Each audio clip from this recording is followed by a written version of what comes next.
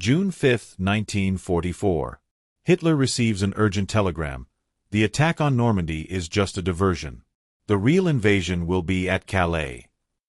The Führer believes this without hesitation and moves his best troops away from the actual landing. What Hitler never knew, that crucial message came from a Spaniard with no military training, who had never set foot on a battlefield and who at that moment was sitting quietly in London. This is the true story of Juan Pujol García, the man who invented 27 phantom spies, received medals from both the Nazis and the Allies, and whose lies saved D-Day and possibly shortened the war. One day in 1941, a man with no military experience showed up at the British Embassy in Madrid. "I want to be a spy," he said. The British looked him up and down and replied with a polite smile, "No, thank you." But this man, Juan Pujol García, wasn't someone to take no for an answer. If the British didn't want him as a spy, he would become one on his own. Born in Barcelona in 1912, Pujol had lived through the Spanish Civil War and developed a visceral hatred of totalitarianism, both communism and fascism. When Hitler began conquering Europe, Pujol decided he had to do something, anything, to stop the Nazis. And so began the most incredible deception of the war. With no contacts or training in espionage, Pujol set out to become a double agent. First, he needed to gain the Germans' trust. He showed up at the German embassy in Madrid offering himself as a spy, claiming to be a fascist fanatic with connections in the British government. To his surprise, the Germans believed him and hired him. The Germans gave him money and asked him to travel to London to spy on the British. But there was a problem. Pujol had no way to get to England in the middle of the war. His solution: stay in Portugal and pretend he was in London. He began sending reports about British troops based entirely on what he read in magazines, travel guides, and movies.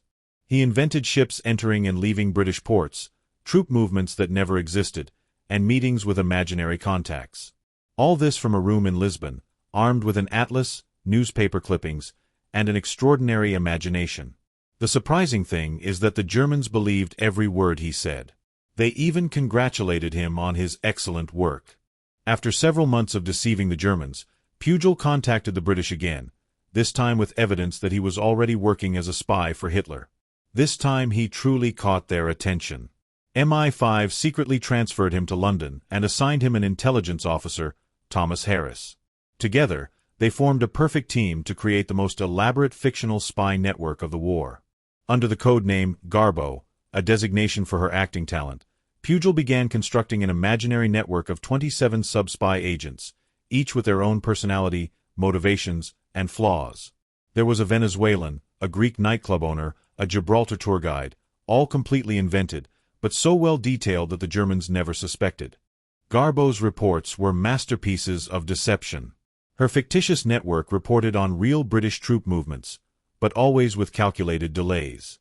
The Germans received the data when they could no longer do anything. Even more impressive, Garbo got the Germans to pay her for reports on damage caused by their own bombing raids, information that the British strategically leaked. Her credibility reached such a point that the Nazi high command considered her reports absolutely reliable. They paid her $340,000 in today's dollars and awarded her the Iron Cross, a decoration she received without leaving London. Garbo's moment of glory came with Operation Fortitude, the deception plan to protect the Normandy landings. For 18 months, Garbo meticulously constructed the lie of a fictitious army, the First United States Army Group, FUSAG. Her reports accurately detailed this non-existent force of 1 million soldiers in southeast England, with its divisions, commanders, insignia, vehicles, and even its morale problems. The Germans assigned 19 divisions to counter this phantom army, troops that would not be in Normandy. On the night of June 5, 1944, Garbo executed her masterpiece of deception. As Allied troops were already sailing toward Normandy, she sent an urgent message warning of the imminent landing. With pinpoint accuracy, she sent it late enough to prevent it from being stopped, but early enough to maintain her credibility. 3 hours after the landing, she made her final move, a 5,700-word radio broadcast assuring them that Normandy was merely a diversion and that the real attack would be at Calais with the phantom army she had spent months creating. Hitler took the bait completely. At a critical moment when every hour counted, he kept his best Panzer divisions at Calais for 7 crucial weeks, waiting for an attack that would never come. Field Marshal Rommel, misled by Garbo's reports, went so far as to say, "This will be the real landing. Normandy is just a diversion." The German armored vehicles, which could have massacred the Allied troops on the beaches, remained immobile on Hitler's direct orders, convinced until the last moment by the Spanish spies' reports. After the war, Pujol faked his death in Angola in 1949 to disappear completely. He moved to Venezuela, where he lived anonymously as a bookseller for decades. The world believed he was dead until a British historian discovered him alive in the 1980s. It was then that he finally received public recognition for his extraordinary contribution. Juan Pujol García received the Order of the British Empire and became the only World War II spy decorated by both the Allies and the Nazis. A man with no military experience, he created 27 fictional spies, deceived the Nazi high command, and decisively contributed to the success of D-Day. All with his most powerful weapon: his imagination. The most fascinating thing about Garbo is that she never used a gun or shed blood. Her only weapons were a typewriter, paper, and the ability to tell believable stories. She proved that sometimes the pen is mightier than the sword, especially when the pen is filled with strategic lies that can save thousands of lives. While the British and Germans thought they were controlling Garbo, he was actually pulling the strings of the greatest military deception in history. His spy network became so sophisticated that the Germans allocated resources to protect their non-existent agents. On one occasion, when the RAF bombed Liverpool, Garbo sent a furious telegram to the Germans complaining that they had endangered one of their spies. The Nazi high command officially apologized and promised to exclude that area from future bombing. One man alone had managed to alter Luftwaffe bombing plans. But it wasn't all easy. The life of a double spy was fraught with constant danger. On one occasion, Garbo reported on a convoy that had supposedly departed from Liverpool, but an unexpected storm delayed the actual departure. The Germans, relying entirely on her information, sent reconnaissance planes that found nothing. It was a critical situation. A single contradiction could unravel years of meticulous work. With extraordinary composure, Garbo improvised an elaborate story blaming one of her agents for drunkenness, creating such a convincing drama that the Germans not only believed it, but also increased her funding.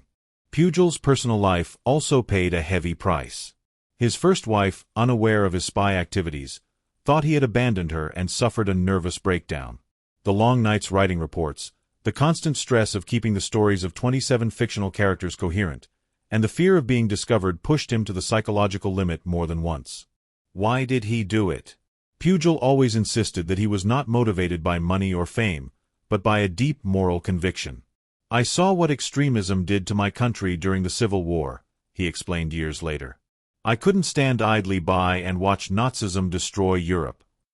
An ordinary man with extraordinary values, he decided to fight in his own way. Garbo's story teaches us that battles aren't always won with bullets. Sometimes, information warfare can be just as decisive. In today's era of fake news, her story takes on new relevance. When is it justifiable to use lies as a weapon? Where is the line between strategic disinformation and manipulation? Complex questions without simple answers. Garbo's legacy endures as one of the most extraordinary cases of espionage in history. Her ability to understand human psychology, identify what the enemy wanted to believe, and nurture those expectations demonstrates an extraordinary emotional intelligence. She not only deceived Hitler, but she did so by playing on his fears and prejudices. Perhaps most impressive is that he achieved all this without any prior training. He wasn't a military man, he had no intelligence experience, he hadn't even visited the United Kingdom before becoming a spy. He was an ordinary man with an extraordinary capacity for invention and the commitment to take those inventions to their ultimate conclusion.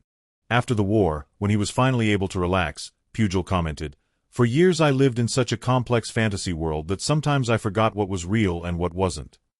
His 27 fictional agents had come to life in his mind, each with their own voice and personality, to the point where they felt almost like real people. MI5 estimated that during her operation, Garbo wrote the equivalent of some 4,000 pages of information, creating the most complex disinformation network in history. Each message was carefully crafted, precise mixes of truths, half-truths, and calculated lies. Declassified files reveal that her reports were so detailed that they included weather reports, building descriptions, overheard conversations in pubs, and even society gossip, all to create a completely believable world. Eisenhower himself declared after the war, "Through Garbo's channels, we succeeded in completely deceiving the enemy." In 1984, 4 decades after D-Day, Pujol was invited to Normandy for the 40th anniversary celebrations. There, war veterans embraced him with tears in their eyes. Many told him, "Thanks to you, I'm alive." For a man who had fought with words rather than weapons, there could be no greater recognition. Juan Pujol García died in 1988 in Venezuela, at the age of 76. His story remained relatively unknown for decades, protected by official British secrecy. Today, we can finally appreciate the full extent of the extraordinary feat of this Spaniard who, armed only with his imagination, helped defeat one of the most terrible regimes in history. If you made it this far, please like, comment on what you thought of the story, and subscribe for more.